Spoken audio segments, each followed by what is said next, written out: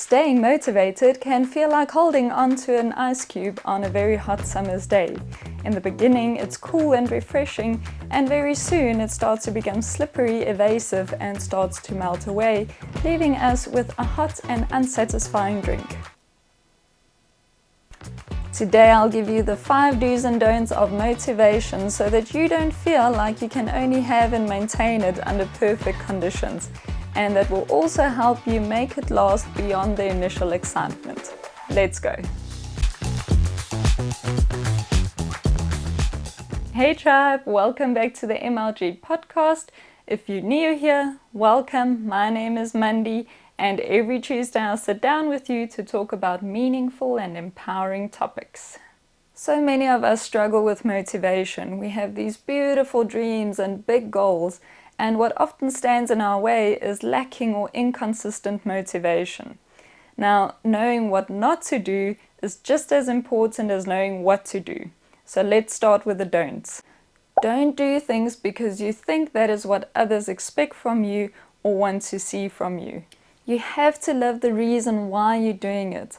If you're doing something to fit someone else's image of you, then over time you'll hate it and you most likely won't be able to sustain it. Just to clarify, there's a difference between doing something for your family or someone you love to enhance their lives. That can be a beautiful driving force. What I'm talking about is doing something to gain someone else's potential approval of you. The latter will catch up with you at some point, and it will cause you to become resentful toward that person over time. Because at some point you're going to feel drained and unfulfilled, and you are going to subconsciously make it their fault. Secondly, don't have too many things that you have to stay motivated for. To become really good at something, it often requires hours of daily repetition. Now, just consider how many hours you actually have in your day and how many days you have in your week. It sounds obvious, but oftentimes we don't consider how long it will take to do something or to master something. So we have this massive list of things that we want to accomplish, and we never consider if it is actually reasonable to fit that into a day. If you take on too much, you will slaughter your confidence, because at some point, inevitably, you're going to give up again. We tend to overestimate our time and our energy, so be very conservative with what you put on your plate. Rather under-promise yourself and over-deliver. Number 3, don't talk about what you're going to do. Just do it. Don't say that you are going to start exercising or start eating better or start saving money. Just do it. Everything I share comes from personal experience, and I've realized that the more I talk about doing something, the less likely I am to start them in the first place or to keep at it long term. You want to get your dopamine hit from your own progress and not from talking about it or imagining doing it. Don't outsource your motivation. It's no one's business but yours. This is such an easy trap to fall into. Too often we look at feedback from outside sources to keep us going. For example, the likes we get, the followers we get, the positive feedback we get from those around us, or the opportunities we feel that should just fall into our lap once we start. If you outsource your motivation, you give your power to others to trample on, and this not only will make you stop, but it will also crush your confidence. This includes looking for external confirmation that you are still on the right track. There's a big difference between reviewing and improving your own process versus accepting uninformed criticism from others. Don't, and this is a big one, don't think that you are going to be able to feel motivated all the time. This is super important, and you'll have to set your mind on this from the get-go. If you're in the middle of something, then set your mind to that right now. That initial excitement that we have, that initial boost of energy when we're ready to tackle the obstacles and have that massive drive to get going, that will definitely subside over time. In the beginning, it's really fun because it's this new world, we've got new things to learn and to explore. And then there comes a point where you kind of know everything, and now you just have to repeat the same thing every day, and you have to keep showing up consistently.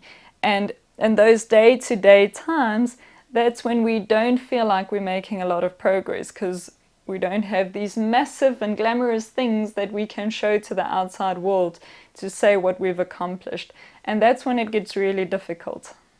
Set your expectations right from the beginning. And again, if you're in the middle of it now, just know that this is normal. If you're not feeling that driven anymore, it's okay. It's part of the process. This is the time to really dig deep. And I have a few tools and mindset tricks for you that you can use to help keep you going. The first do is to know why you are doing what you are doing. The actual definition of motivation is a reason or reasons for acting or behaving in a particular way. Your reason has to be very compelling and strong and serve as your lighthouse, because in difficult times, and I'm not only saying challenging, I'm also talking about the difficult, boring times, you will have to be able to draw on that reason for strength and purpose. When what you do has a purpose, it becomes a heartfelt mission that goes beyond the current mood that you're in. So this will help you to keep your focus there instead of the storm that you're in. Have a plan in place that you can call on in times of low energy and low drive. So for example, reminding yourself of why you started in the first place. This is again very important. And a way to do that is maybe to keep an image or a picture of what you want to achieve, the lifestyle you want to have, the problem that you want to solve for the world.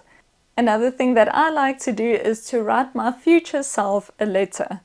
And in that letter, I will state the reason why I started this, okay? And I know myself by now, I know my patterns, I know the pitfalls. I know that I'm very excited about starting new things, and then often I get lost in the boring part of it, like I said before.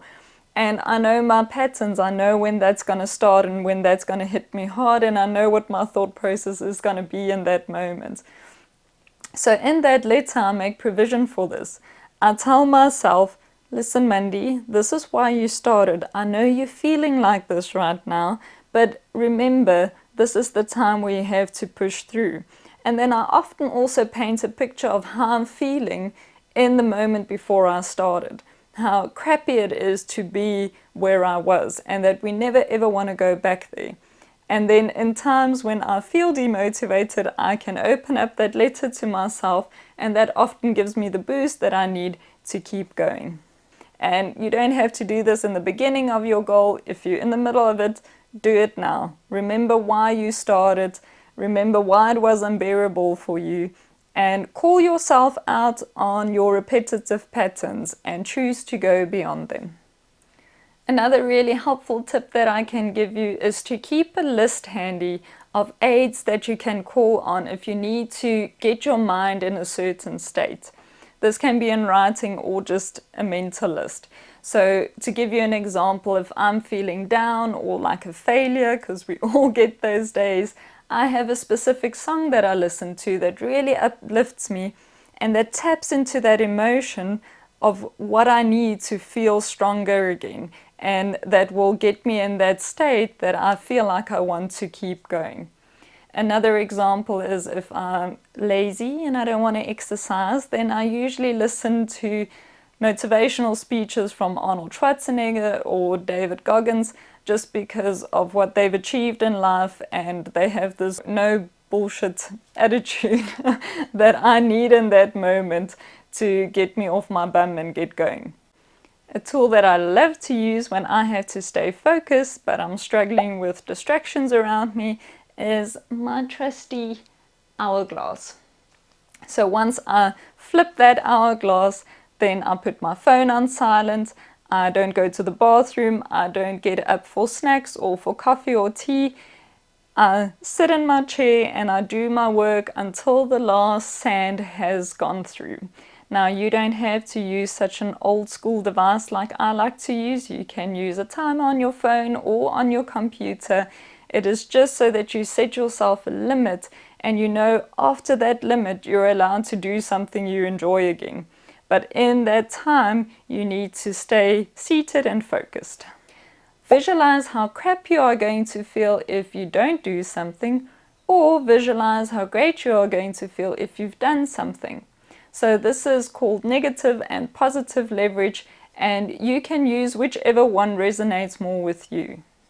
Negative leverage is, for example, to put yourself in a mental space where you just can't stand where you are anymore. Okay, so for example, really feeling how your gene is pressing against your stomach and how much you hate it, or how frustrating it is every morning to get clothes out of your disorganized cupboard, or that feeling of not having enough money at the end of the month because you didn't stick with your budget in the beginning of the month. And a very painful but effective one is to imagine yourself in 5 years' time and imagining that you are at exactly the same spot as you are now. Then the opposite of that is obviously positive leverage. So for example, imagining how good it's going to feel if those jeans sit nice and loose, or how easy it will be to get ready in the morning if you can just open the cupboard and grab whatever you need. Or the feeling of having extra money left at the end of the month that you can either save or spoil yourself with. Or how amazing and how far ahead you will be in 5 years' time if you start today.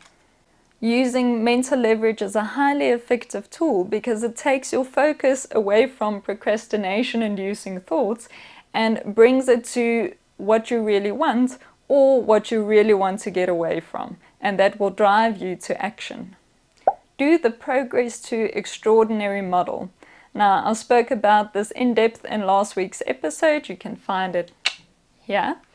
And basically, it is to help you focus on progress rather than perfection, which will help you to prevent burnout.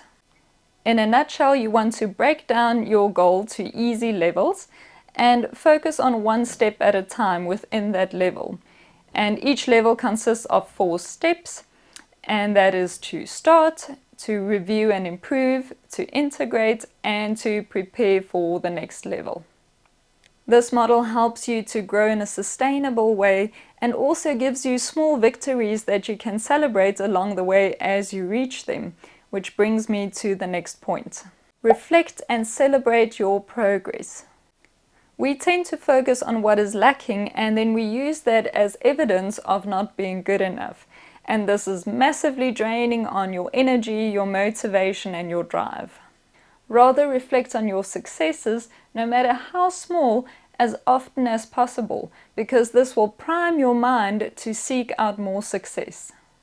Whenever a discouraging thought comes up, imagine having a defense attorney in your mind who is whacking it with counter-arguments of positive evidence. I want to leave you with a gift today that you can start using right away. I'm gifting you with the day 0. This means that as from right now, you are free from past disappointments. You are free from past experiences that didn't work out, and you're leaving your old identity behind you. As you set out on your new path, all that you're taking with you in your backpack is what you've learned and your vision for the future. So welcome, my friend, to your day 0.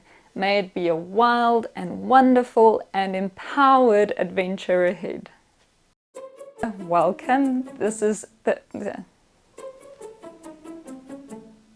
and soon it will complete,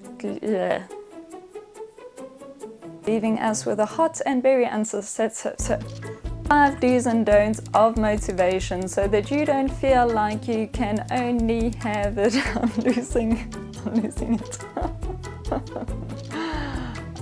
Gone.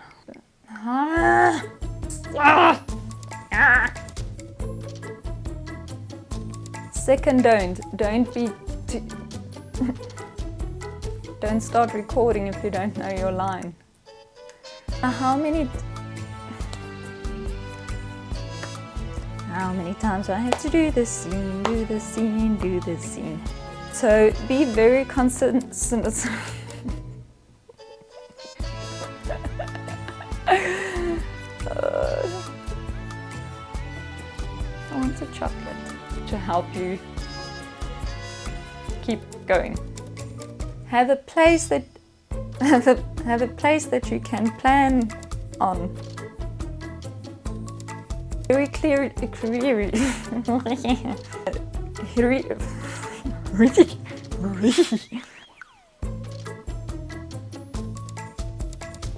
Party in my head. You're invited. Don't have the. And I don't know what to say. Do.